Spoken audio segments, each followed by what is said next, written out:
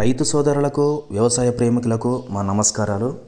మనము పత్తి పంటలో ఏ వైరస్ వస్తుంది, ఎలాంటి తెగులు వస్తుంటాయి, ఎలాంటి సూక్ష్మ లోపాలు వస్తాయి అనేది ఈరోజు మనం పత్తి పంట గురించి తెలుసుకుందామండి. పత్తి పంటలో మనకు మెయిన్గా వచ్చేది పూత పింద ఖచ్చితంగా ఉంటుంది.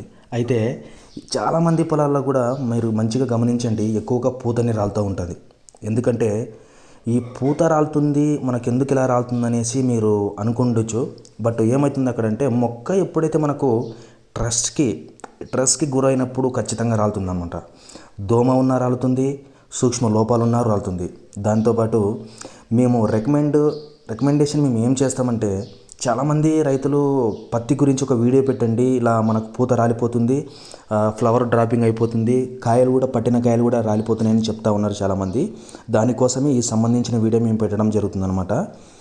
మీ పొలంలో అలా రాలుతున్నట్టయితే మేమిచ్చే మందుల వలన 100%గా కంట్రోల్ అయితే ఖచ్చితంగా అవుతుంది. దాంతోపాటు మంచి కాంబినేషన్లో కూడా మేము ఇవ్వడం జరుగుతుందన్నమాట.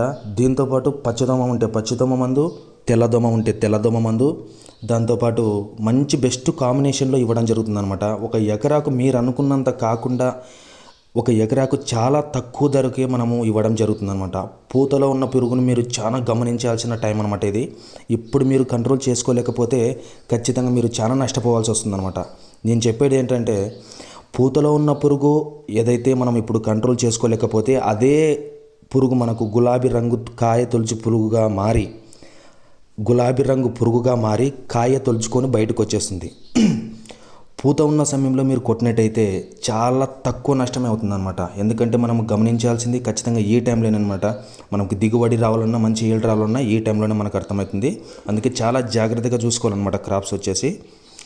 మేము చెప్పిన ఒక 3 రౌండ్లు అంటే ఒక 3 రౌండ్స్ మీరు కొట్టిన తర్వాత మీకే అర్థమవుతుంది అనమాట.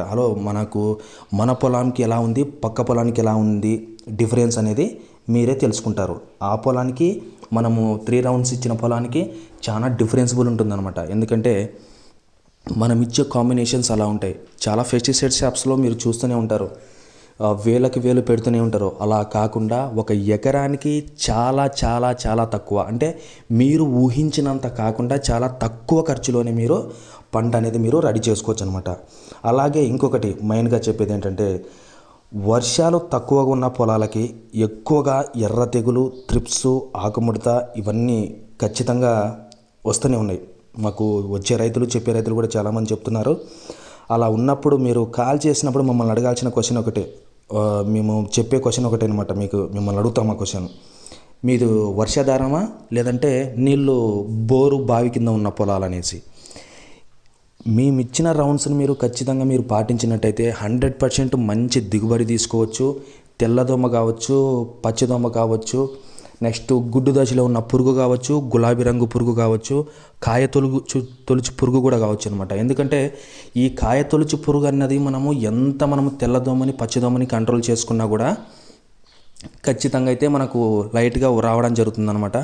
మీరు కరెక్ట్గా పూత వచ్చిన సమయంలో మీరు మంచి ఒక ప్రోడక్ట్స్ కాంబినేషన్ తీసుకొని మీరు యూజ్ చేసినట్టయితే కాయగా మారి ఆటోమేటిక్గా కాయ కూడా తాళ లేకుండా చాలా అంత సైజుగా కూడా వస్తుందన్నమాట. ఎందుకంటే చాలామంది కాల్స్ చేస్తూనే ఉన్నారు, ఇలా మాకు పత్తి రాలిపోతుందండి, ఇది జింకు లోపమా బోరాన్ లోపమా అనేసి.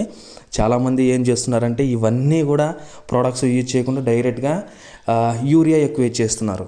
అంటే యూరియా మీరు ఎక్కువ వేయడం వల్ల ఏమవుతుందంటే అక్కడ మీకు మొక్క అనేది గుబురుగా పెరగడం జరుగుతుందన్నమాట. అంటే గుబురుగా పెరగడం అయితే ఏమవుతుంది, ఆకుల సంఖ్య అనేది ఎక్కువ అవుతుంది.